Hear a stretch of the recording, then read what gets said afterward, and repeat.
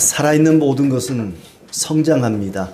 겨우내 앙상한 가지만 남아있던 나뭇가지들에서 아주 파릇파릇한 새싹이 돋아나고 있습니다. 저는 이 계절이 너무 좋습니다. 이제 잠시 후면은 잎이 나고 꽃이 피고 열매를 맺겠죠. 그러면 또 가을이 되어 단풍이 들 것이고 또 겨울이 되면은 앙상한 가지만 남을 것입니다. 이렇게 나무들이 똑같은 사이클로 계속 반복되는 것 같지만 나무를 배워보면은 나이테라는 게 있잖아요. 아, 나무가 이만큼 자랐구나. 위로도 자라고 옆으로도 자라구나. 살아있기 때문에 계속해서 성장해 갑니다. 사람도 마찬가지입니다. 어렸을 때는 위로 자라더니 나이가 먹으니까 옆으로 자랍니다. 위로도 자라고 옆으로도 자라고 마음도 또 점점 성숙해져 갑니다. 어른이 되었는데도 나이가 많이 들었는데도 여전히 그 마음이 어린아이 같다면 참 안타깝죠. 믿음도 마찬가지입니다. 예수님께서도 큰 믿음을 말씀하셨고 믿음이 작은 자들아 하면서 작은 믿음도 말씀하셨고 그 믿음이 예수 그리스도의 장성한 분량에 이르기까지 자란다는 말씀도 있습니다. 나무도 자라고 사람도 자라고 우리의 믿음도 자랍니다. 교회 다닌 지 오래되고 신앙의 연수가 많은데도 불구하고 아직 어린아이 같은 그런 신앙을 가진 사람도 있습니다. 어느 카페에 그 주인이 마분지 같은 데다가 매직으로 이렇게 써놨어요. 기절할 만큼 맛있는 커피 드셔보시고 기절 안 하면 기절시켜 드립니다. 커피 한 잔에도 진심을 담은 광고더라고요. 야, 커피 한 잔도 그렇게 진심을 담는데 하나님의 말씀이니 설교에다가 내가 진심을 담아야겠다. 그래서 기절할 만큼 은혜로운 설교 들어보시고 기절 안 하면 기절시켜 드립니다. 그러려고 그랬는데 설교하기도 전에 이미 기절하신 분들이 계세요. 설교는 커피와 달리 설교하는 사람만 중요한 게 아닙니다. 듣는 사람이 그 설교를 듣고 실천을 해야 자라갈 수 있습니다. 하나님 말씀을 듣고 한 귀로 듣고 한 귀로 흘러버리면 자라지 않습니다. 하나님의 말씀을 듣고 실천하는 사람이 그 믿음이 자라고 그 신앙이 성숙해져 가는 것입니다. 오늘 말씀에 보면은 초보를 버리고 완전한 대로 나아가라 그랬습니다. 신앙의 초보, 신앙의 기본, 기초 거기에만 머물러 있지 말고 우리의 신앙이 완전한 대로 나아가라 성숙해져야 된다는 얘기입니다. 5장 12절에 때가 오래되었으므로 너희가 마땅히 선생이 되었을 터인데 너희가 다시 하나님의 말씀의 초보에 대하여 누구의 가르침을 받아야 할 처지이니 단단한 음식은 못 먹고 젖이나 먹어야 할 자가 되었도다. 신앙생활 한 지 오래되었으면 남을 가르칠 정도로 선생이 되어야 되는데 여전히 신앙의 ABC에 머물러 있다는 것입니다. 남을 가르칠 정도로 신앙생활을 교회 생활을 오래 했으면서도 아직 여전히 배워야 할 정도로 학생보다 못한 기초 단계에 머물러 있으니 너무나 안타깝다. 신앙에는 하나님의 말씀 가운데 어려운 말씀 소화시킬 정도의 그런 성숙한 신앙이 있는가 하면은 여전히 젖을 먹어야 되는 그런 초보적인 신앙이 있는데 히브리 성도들 가운데는 교회를 오래 다녔지만은 여전히 신앙의 초보에 머물러 있는 사람들이 너무 많다. 우리의 신앙이 자라야 되는 것은 세상의 여러 가지 유혹과 속임수에 요동하지 않게 하기 위함입니다. 세상은 참 무섭습니다. 온갖 속임수와 유혹이 있습니다. 수많은 이단 사이비가 우리 주변에 도사리고 있습니다.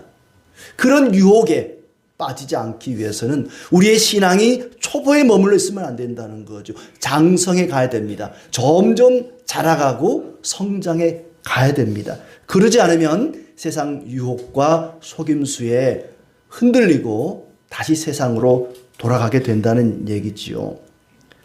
신앙이 오래되었어도 교회 생활을 많이 했어도 여전히 초보에 머물러 있는 그런 사람들에 대해서 안타깝다는 겁니다. 직분이나 신앙의 연륜이 중요한 게 아닙니다. 신앙생활 한 지 얼마 안 되었어도 아주 성숙한 성도가 있는가 하면 오래되었어도 초보 신자들이 있다는 얘기입니다. 우리가 건물을 지을 때도 기초가 튼튼해야 되지만 기초만 다지고 있으면 안 됩니다. 기둥을 세우고 뼈대를 세우고 벽을 세우고 지붕을 세우고 건물을 지어가야지 평생 터만 닦다가 말면 그 건물이 되겠습니까? 우리의 신앙도 기초가 중요하긴 하지만 기초에만 머물면 안 된다. 우리의 신앙이 하나의 건물처럼 점점 성숙해져 가야 된다는 얘기입니다. 어떤 사람은 기초도 없이 뼈대를 세우려고 하는 사람이 있어요. 그것은 옳지 않습니다. 금세 무너지고 말 것입니다. 반석 위에 아주 튼튼한 기본기 위에 신앙을 세워가는 건 맞지만 그렇다고 해서 기초에 멈춰서는 안 된다는 얘기지요. 터만 닦다가 끝나면 안 된다는 얘기입니다. 이 독수리 같은 맹금류를 보면은 이제 갓 태어난 새끼들에게 먹이를 주는데 어미가 이 고기를 짐승을 잡아다가 입에 넣어서 부드럽게 해서 먹여줍니다. 어느 정도 자라면은 이제 스스로 날아가서 먹이를 구해와야 돼요. 평생 엄마 입에 들어갔던 그 먹이만 먹고 있을 수는 없습니다. 평생 젖만 먹고 살 수 없잖아요. 때가 되면 밥도 먹고 고기도 먹어야지. 어렸을 때 그 어른들이 흉 보는 것 가운데 쟤는 몇 살 때까지 엄마 젖 먹었대. 이게 흉이었거든요. 어느 정도 되면은 젖을 떼고 밥을 먹어야 되는데 평생 젖만 먹고 사는 사람은 얼마나 안타깝습니까? 신앙도 그런 사람이 있다는 거야. 늘 쉬운 말씀, 뭐 좋은 말씀, 어려운 말씀은 싫어하고 거부하고 또 어려워하고 기본에만 기초에만 머물면 안 된다는 얘기죠. 오늘 6장 4절에 보면 한번 빛을 받고 하늘의 은사를 맛보고 성령에 참여한 바 되고 하나님의 선한 말씀과 내세 능력을 맛보고도 타락한 자들이 있다. 신앙이 자라가야지 자라가지 않고 기초에만 머물러 있으면은 다시 타락할 수 있다는 겁니다. 다시 과거로 예수님 믿기 이전으로 되돌아갈 수가 있다는 거지요. 그래서 초보를 버리고, 이 초보를 버리라는 말은 신앙의 기본을 버리라는 게 아니라 그 신앙의 기본을 넘어서서 그걸 토대로 해서 더 높은 신앙으로, 더 성숙한 신앙으로 자라가야 된다는 얘기입니다. 그 초보가 뭐냐 하면은 우리가 세례받을 때, 세례문답할 때 나오는 것들이죠. 우리가 사도신경의 내용이 신앙의 초보입니다. 죽을 행실에서, 죽을 수밖에 없는 죽음을 가져다 주는 그 악한 행실에서 돌이키는 회개와 믿음과 세례와 안수와 부활, 그리고 심판, 이런 것들이 신앙의 초보죠. 그래서 세례를 받을 때 묻습니다. 당신은 예수 그리스도가 부활하신 것과 나도 언젠가 부활할 것을 믿습니까? 예, 믿습니다. 우리가 한 번 죽는 것은 정해진 것이지만 하나님의 심판이 있다는 것을 믿습니까? 예, 믿습니다. 이게 신앙의 초보입니다. 그걸 매일 묻지 않습니다. 매번 교회 올 때마다 부활을 믿나요? 심판을 믿나요? 묻지 않습니다. 처음 세례 받을 때 한번 묻고 확인하고 세례를 베풀죠.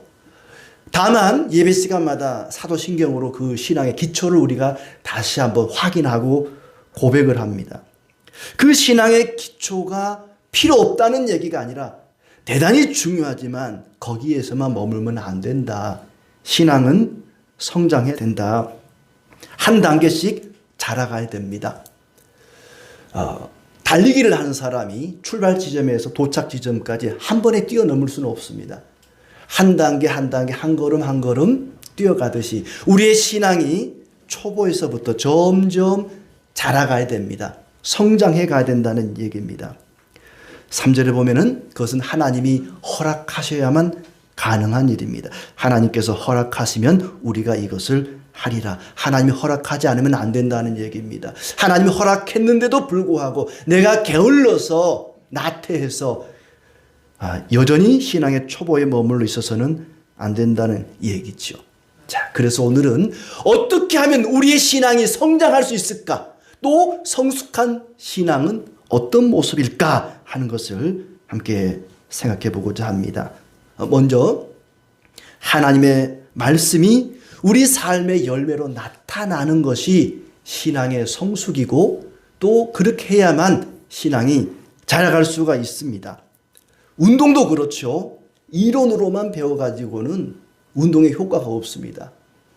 살을 빼려면은 뭐 달리기를 얼마나 해야 되고 헬스를 해야 되고 뭘 해야 되고 말로만 떠들어서는 살 안 빠집니다.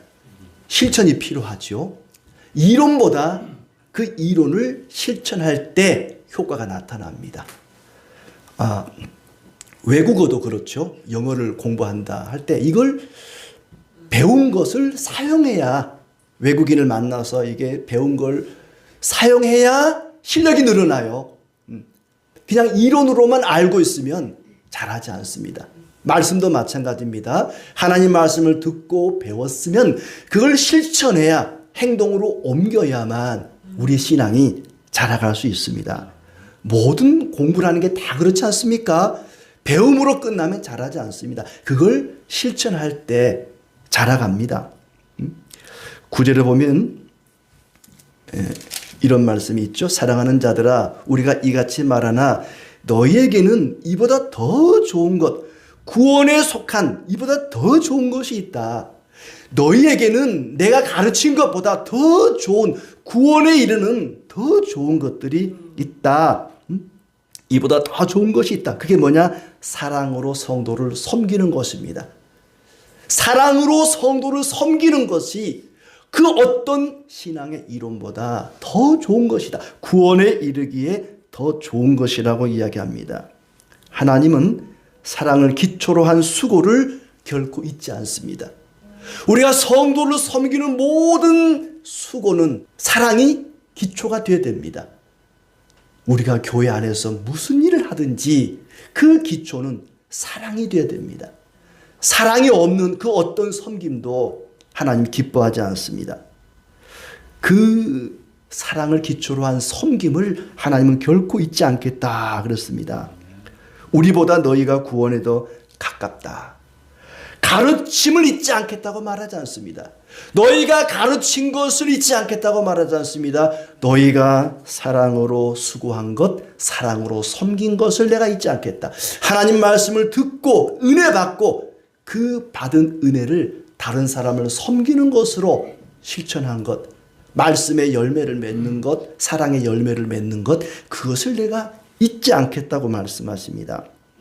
10절 말씀을 보시면 하나님은 불의하지 아니하사 너희 행위와 그의 이름을 위하여 나타낸 사랑으로 이미 성도를 섬긴 것과 이제도 섬기고 있는 것을 잊어버리지 아니하시느니라. 너희의 행위를 잊지 않겠다. 그의 이름을 위하여 나타낸 사랑으로 이미 성도를 섬긴 것, 이미 성도를 섬긴 것과 지금도 성도를 섬기고 있는 그것을 잊어버리지 않겠다고 말씀하십니다. 칭찬하는 거죠. 지금까지 잘했다. 하나님 말씀 배운 대로 사랑을 실천하고 성도를 섬긴 것 정말 잘했다. 지금까지도 잘했고 지금도 그렇게 하고 있는 것을 칭찬한다.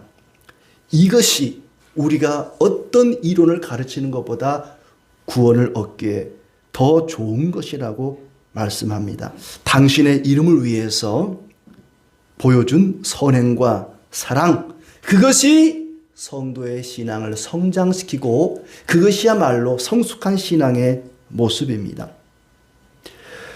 땅이 비를 받아 합당한 채소를 내야지 엉겅퀴를 내고 가시를 내면 그 땅은 내버림을 당하고 불사름을 얻게 될 것이다. 땅이 하늘로부터 비를 받았으면 거기서 좋은 열매를, 좋은 곡식을 내야지 가시를 내고 엉겅퀴를 내면 그 땅은 버림받는다는 거예요. 땅이 비를 머금듯이 성도들이 말씀을 머금으면 거기서 좋은 열매가 나와야 되는데 아주 악하고 더러운 열매가 나오면 쓸모없는 땅이 되고 만다는 얘기입니다. 열매로 말씀을 드러내라는 얘기죠. 하나님의 말씀을 열매로 나타내야만 우리의 신앙이 자라고 그것이 성숙한 신앙이라는 얘기입니다. 말씀이 우리 마음에 뿌리를 내리고 거기서 사랑으로 나타내야 됩니다. 하나님은 우리에게 은혜를 베푸시고 그 은혜가 열매로 나타날 때 또 다른 은혜를 더해 주십니다. 그걸 가리켜 은혜 위에 은혜라 그랬죠. 지난번 그 탈북민 집사님을 만났을 때 그런 얘기를 들었어요. 처음에 탈북민들이 북한에서 이 남한으로 올 때까지 그 비용이 뭐 몇 천만 원든 지금 1억씩 간다 그러기도 하고, 또 우리 이 남한에서 돈을 모아가지고 북한에 보내면은 한 절반 정도, 뭐 요즘은 한 60%가 이 브로커 비용으로 빠지고 뭐 절반이나 40%만 가족들에게 전달이 된대요. 우리 교회도 모아서 보낸 적이 있었지만은 많은 비용이 빠진다는 거예요, 중간에. 지금도 마찬가지랍니다. 그런데 처음에는 이 브로커들이 돈을 예를 들어서 100만 원 받았으면은 그걸 몽땅 들고 튀어버렸대요. 아무것도 못 받는 거예요. 근데 가만히 보니까 그것보다는 약속대로 내가 절반만 브로커 비용 받고 나머지 절반은 가족들에게 전해주겠습니다. 약속을 했으면 그 약속을 지키는 게 더 낫더라는 거예요. 왜냐하면 자꾸 일을 맡기거든요. 그 주변에 있는 다른 탈북민들도 소개를 해가지고 더 많은 일거리가 생기는 거예요. 이 브로커들이 그런 돈을 많이 벌어서 뭐 집도 사고 그랬대요. 근데 사람도 신뢰가 가야 또 일을 맡기는 것처럼 하나님도 우리를 신뢰해야만 은혜를 또 베푸십니다. 내가 이놈한테 은혜를 베풀었는데 아무 열매를 못 맺고 엉겅퀴를 내고 가시를 내면은 하나님이 또 은혜를 주시겠습니까? 은혜 받은 사람이 그 은혜에 합당한 열매를 맺을 때 하나님은 또 다른 은혜를 더해 주십니다. 4절에서 6절을 다시 한번 보시면은 한 번 빛을 받고 하늘의 은사를 맛보고 성령에 참여한 바 되고 하나님의 선한 말씀과 내세의 능력을 맛보고도 타락한 자들은 다시 새롭게 하여 회개하게 할 수 없나니, 예수님을 믿고 타락한 사람은 다시는 구원받지 못하는가 하는 그 의심이 들게 하는 말씀인데, 이 말씀은 시장에 가서 수박을 사는데 수박 주인한테 맛보게 좀 맛배기를 좀 잘라달라 그래요. 조금 잘라줘요. 참외도 좀 잘라달라고 맛만 보겠다. 맛만 보고 안 사는 사람이 있어요. 마트에 가가지고도 시식 코너 다니면서 갈비도 찍어 먹고 무슨 뭐 떡볶이도 먹고 맛만 보고 하나도 안 사고 그냥 나오는 사람이 있어요. 하나님 말씀을 맛만 보고 더 이상 실천하지 않은 사람을 가리키는 것입니다. 하나님 말씀을 은혜 받고 감동을 받고 맛은 보는데 정작 그 말씀을 실천하지 않은 사람은 세상으로 다시 돌아갈 가능성이 많다는 것입니다. 교회 안에도 여러 가지 많이 압니다. 기독교에 대해서, 성경에 대해서, 말씀에 대해서, 뭐 교회에 대해서 알기는 많이 알고 말도 청산유수처럼 잘도 합니다. 그런데 그 말씀이 요구하는 대로 살지 않은 사람은 신앙이 자라지 않습니다. 다시 과거로 되돌아갈 수 있다는 것입니다. 하나님의 아들을 다시 십자가에 못 박는 것과 같습니다. 그런 사람은 애초에 택함받지 못한 사람이죠. 가라지가 곡식인 척 섞여 있었던 것입니다. 하나님께 택함받은 사람은 결코 그 구원이 취소될 수는 없습니다. 사랑의 수고와 선행으로 열매를 많이 맺어가시기를 바랍니다. 하늘의 은혜를 맛본 것으로만 만족하지 말고 그 은혜를 열매로 맺어갈 때에 우리의 신앙이 성장해 갈 것이고 그런 사람의 신앙이 성숙한 신앙입니다. 자, 이렇게 말씀의 열매, 선행과 사랑의 섬김의 열매를 맺어가야 되는데 그것을 위해서는 게으르지 말아야 되고 또 오래 참으라고 이야기합니다. 인내하고 게으르지 마라. 꾸준히 선행과 봉사를 하라 그랬습니다. 11절에 우리가 간절히 원하는 것은 너희 각 사람이 동일한 부지런함을 나타내어 끝까지 소망의 풍성함에 이르러 게으르지 아니하고 믿음과 오래 참음으로 말미암아 약속들을 기업으로 받는 자들을 본받는 자 되게 하려는 것이니라. 꾸준히 선행과 봉사를 해야 됩니다.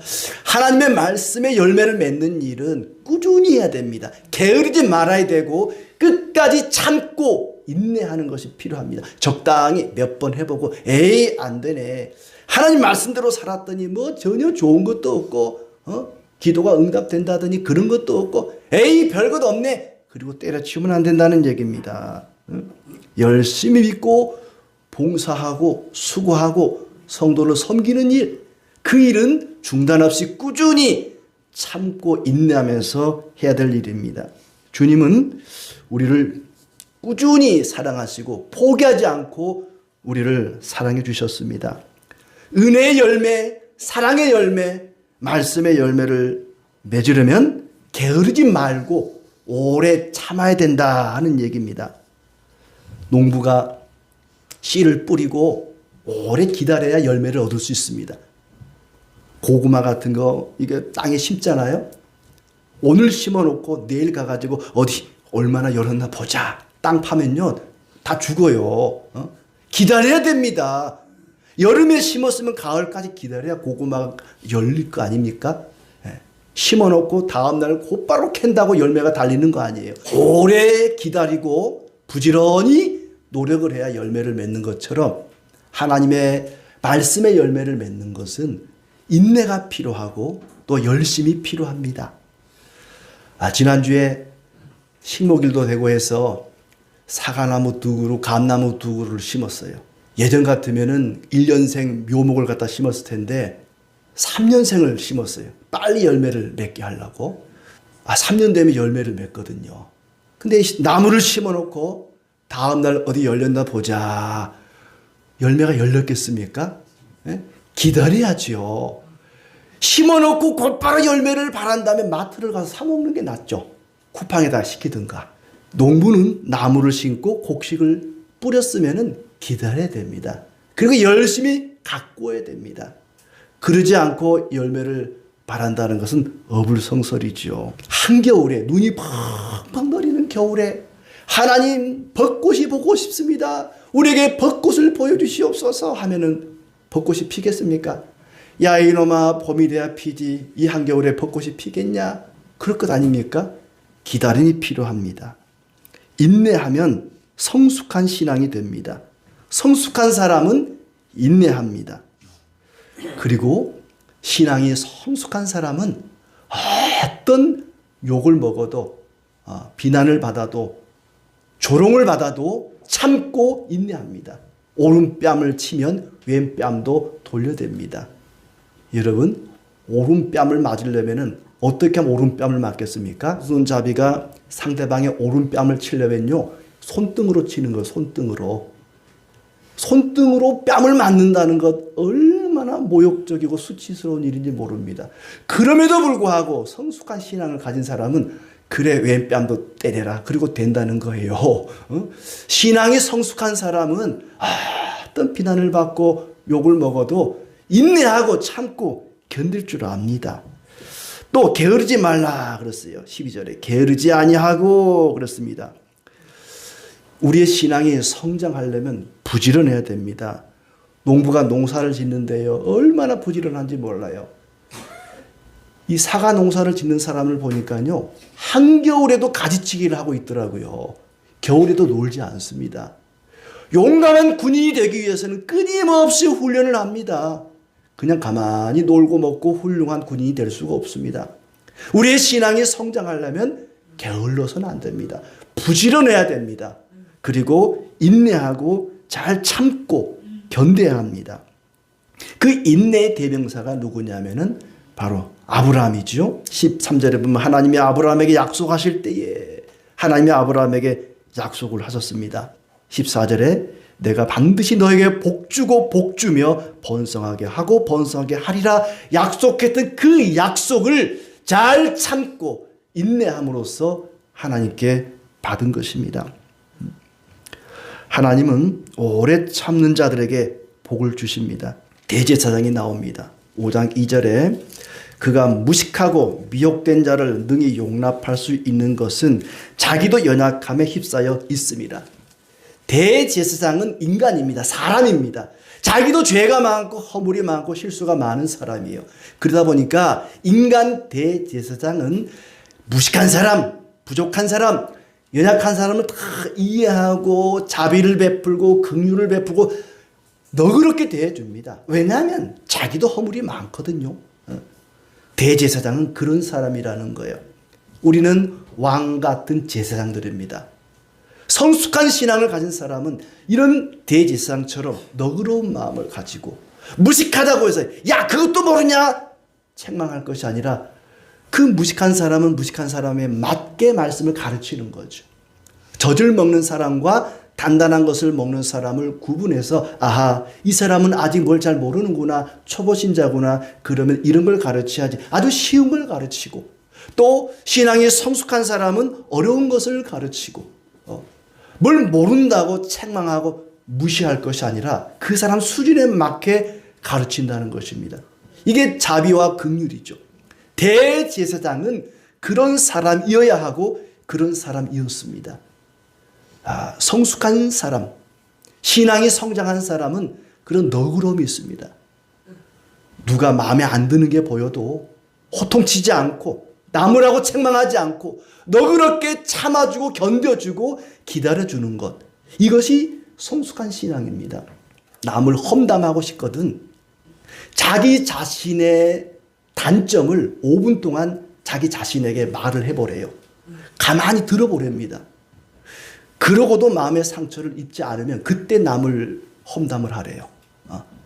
내가 나의 단점을 나에게 말했을 때 내가 상처를 받는다면 나도 나에게 말해서 상처를 받는데 내 말을 다른 사람이 들으면 얼마나 상처를 받을까 생각하라는 거죠. 누군가를 비난하지 않고 책망하지 않고 험담하지 않고 기다려주고 너그럽게 받아주는 것. 자비와 긍휼로 대하는 것. 그것이 성숙한 신앙이고 그렇게 해야만 신앙이 성장해 갑니다. 게으르지 않고 오래 참고 그렇게 사랑의 열매를 맺어가고 말씀을 삶으로 나타낼 때에 그 사람의 신앙이 자라가고 그 신앙이 성숙한 신앙입니다.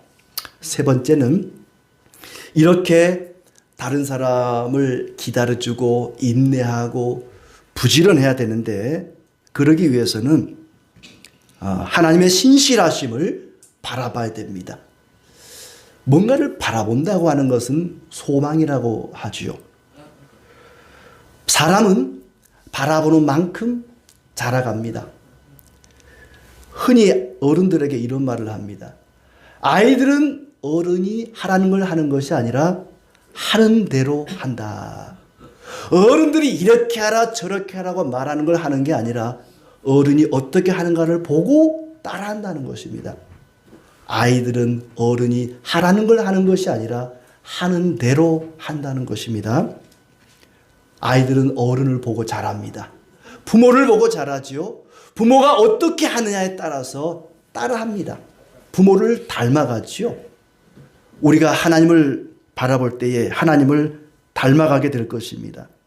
하나님의 신실하심을 하나님이 약속하시고 맹세하신 것을 반드시 지키신다는 것을 바라보는 그 소망 중에 인내하면서 게으르지 말라는 얘기입니다. 인내하라는 것, 참고 기다리라는 것, 그냥 막연히 기다려봐. 이게 아닙니다. 우리의 기다림은 그냥 기다리는 것이 아니라 하나님의 약속, 하나님의 그 맹세를 바라보면서 기다리는 것입니다. 하나님이 약속하신 것을 반드시 이루어 주실 거야. 하나님께서 아브라함에게 내가 너에게 복을 주고 복을 주리라. 너를 번성하게 하고 번성하게 하리라. 그 약속의 말씀을 믿고 바라보면서 기다렸던 것처럼 우리의 신앙이라는 것은 막연히 기다리는 것이 아니라 하나님의 그 신실하심, 하나님은 약속하신 것을 맹세한 것을 반드시 이루시는 분이다. 이 약속을 믿는 그 소망 중에 우리는 기다리고 인내하고 사랑의 열매를 나타내는 것입니다. 하나님은 자기 영광을 위해서 반드시 약속을 지키십니다. 18절에 보시면 하나님이 거짓말을 하실 수 없다 그랬습니다. 하나님은 모든 걸 다 할 수 있습니다. 하나님이 할 수 없는 것은 없습니다. 하나님은 전능하시기 때문에 모든 것을 하십니다. 그런데 딱 한 가지 하나님이 할 수 없는 게 있습니다. 그게 뭡니까? 거짓말입니다. 하나님은 거짓말을 할 줄 모릅니다. 약속하신 것, 맹세하신 것을 반드시 지키시는 분이십니다. 하나님이 우리에게 약속하신 것, 맹세하신 것을 반드시 지키신다는 신실하신 하나님을 바라보는 소망이 있어야만 우리의 신앙이 자라갈 수 있습니다. 하나님께서 가장 높으신 당신의 이름을 걸고 우리에게 맹세하셨습니다. 약속하셨습니다. 내게 오는 자는 단 한 사람도 멸망하지 않을 것이다. 요한복음 17장 12절에 말씀하셨습니다. 하나님이 약속하신 것, 맹세하신 것은 때가 되면 반드시 이루어질 것입니다. 우리는 하나님의 약속과 맹세가 반드시 이루어진다는 것을 믿는 소망 가운데 기다리고 부지런히 말씀을 열매로 나타내야 됩니다. 이 히브리서를 처음 받는 히브리 성도들은 어떻게 말씀을 삶으로 나타내야 될지 전혀 고민하지 않았던 것 같습니다. 우리도 그렇습니다. 성경을 많이 읽고 많이 공부하고 많이 알기는 합니다. 그런데 이 정도면 된 거 아니야? 거기서 멈추면 안 됩니다. 이 정도 성경 알면 됐지. 이 정도로 했으면 됐지. 우리는 거기서 멈추면 안 됩니다. 더 자라가야 됩니다. 말씀과 진리를 깨닫고 알면 되는 것이 아니라 그것을 실천해야 됩니다. 행동으로 옮겨야만 우리의 신앙이 자라고 그런 신앙이 성숙한 신앙입니다. 얼마나 아느냐, IQ가 중요한 것이 아닙니다. 삶과 인내와 소망으로 나타나야 됩니다. IQ가 중요한 것이 아니라 AQ. 제가 지은 말 AQ. 액션 큐션트. 행동 지수입니다. 실천 지수입니다. 머리로 알고 있는 것이 중요한 게 아니라 행동으로 나타나는 것이 중요합니다. 우리의 신앙은 계속해서 자라가야 됩니다. 자전거를 탈 때 페달을 밟지 않고 멈춰 있으면 넘어지는 것처럼 우리의 신앙은 멈추면 안 됩니다. 계속해서 자라가야 됩니다. 선행과 인내와 소망이 멈춰서는 안 될 것입니다. 우리의 신앙이 멈추면 초보 신앙에 머물러 있는 것이 아니라 그 신앙이 사라져버릴 수가 있기 때문입니다. 과거로 예수님 믿기 이전으로 돌아갈 수 있기 때문이에요. 내가 열심히 성경을 배우고 말씀을 듣고 신앙 지수가 50 정도 되었다. 더 이상 말씀을 배우지 않고 실천하지 않으면 50 거기에 머물러 있는 게 아니라 제로로 돌아간다니까요. 다시 신앙이 바닥이 될 수가 있습니다. 신앙이 자라가다가 멈추면 거기 멈춰 있는 게 아니라 행동하지 않은 신앙은 다시 제로가 될 수 있습니다. 아마 이 안산에 온 지 오래되신 분들은 그거 알 거예요. 저 시와 방조제 쌓을 때요. 이 양쪽에서 트럭이 계속해서 막 바위 덩어리를, 돌덩어리를 갖다 부었어요. 이게 파도가 얼마나 센지 이 바위 덩어리를 트럭이 갖다 부어도 하룻밤 지나고 나면 다 쓸어가고 없는 거예요, 이게. 마지막 이 방조제가 메꿔질 때는요, 이 물길이 좁으니까 얼마나 물살이 센지요. 한 번씩 가보면 뭐 무서울 정도 물살이 셌어요. 그래서 밤낮 쉬지 않고 계속해서 갖다 막 바위덩어리를 메꿔서 결국 양쪽을 연결하더라고요. 우리의 신앙이 어느 정도 자라다가 이쯤이면 되겠지 하고 멈추면요, 거기서 머물러 있는 게 아니라 씻겨 내려가 버린다니까요. 사라져 버립니다. 제로가 돼 버립니다. 예수님 믿기 이전으로 돌아갈 수가 있다는 것입니다. 그러므로 우리의 신앙은 멈춰서는 안 됩니다. 계속해서 자라가야 됩니다. 말씀을 듣고 은혜를 받고 그 은혜의 열매를 맺어가면서 삶으로 실천하고 행동하면서 우리의 신앙이 계속 자라가지 않으면 우리의 신앙은 사라져버릴 수가 있습니다. 멈추지 말아야 됩니다. 믿음이 무너지지 않고 자라가기 위해서는 게으르지 말고 열심을 내야 됩니다. 아주 작은 것이라도 말씀을 듣고 행동으로 옮기고 실천해야만 신앙이 자랄 수 있습니다. 대단히 큰 일을 꿈꿀 필요는 없습니다. 커다란 교회를 꿈꿀 필요도 없습니다. 한 사람 한 영혼을 붙잡고 말씀을 실천하는 성숙한 성도로 성장해 가도록 한다면 그 일이 하나님이 기뻐하는 일입니다. 하나님은 우리를 은혜로 구원하시고 매일같이 새로운 은혜를 더해 주십니다. 그러므로 당장 내 문제가 해결되지 않고 내 마음대로 안 될지라도 말씀의 열매 맺기를 멈춰서는 안 될 것입니다. 게으르지 말고 오래 참고 소망 가운데 말씀을 듣고 행동으로 옮겨야 됩니다. 말씀을 듣고 은혜를 받았지만 삶으로 실천하지 않으면 우리의 신앙은 자라지 않습니다. 초보 신앙으로 머물러 있든지 아니면 있던 신앙마저 사라질 수가 있습니다. 우리의 신앙은 끊임없이 자라가야 됩니다. 나이가 문제가 아닙니다. 목요일 날 모여서 성경을 공부하는 그 진지한 모습을 볼 때 저는 참 귀하고 대단하다고 생각이 듭니다. 죽는 날까지 말씀을 배우고 배운 걸 열매로 나타내시기를 바랍니다. 그럴 때에 그 일이야말로 구원에 이르는 아주 좋은, 더 좋은 일이다. 히브리서 저자는 히브리 성도들에게 구원에 이르는 더 좋은 것이라고 칭찬합니다. 뭐가요? 말씀을 듣고 소망 가운데 인내하며 그 말씀을 실천하는 것이 그 어떤 것보다 구원에 이르는 더 좋은 길이라고 이야기합니다. 그런 사람은 그리스도께서 앞서 가신 휘장 뒤 지성소 천국에 이르게 될 것이라고 마지막 절에서 말씀하고 있습니다. 그리고 11절에 이야기한 것처럼 소망의 풍성함에 이르게 될 것입니다. 하나님의 말씀을 듣고 은혜 받고 잊어버리는 것이 아니라 그 말씀을 게으르지 말고 인내하면서 실천함으로 소망의 풍성함에 이르기를 진심으로 축복합니다.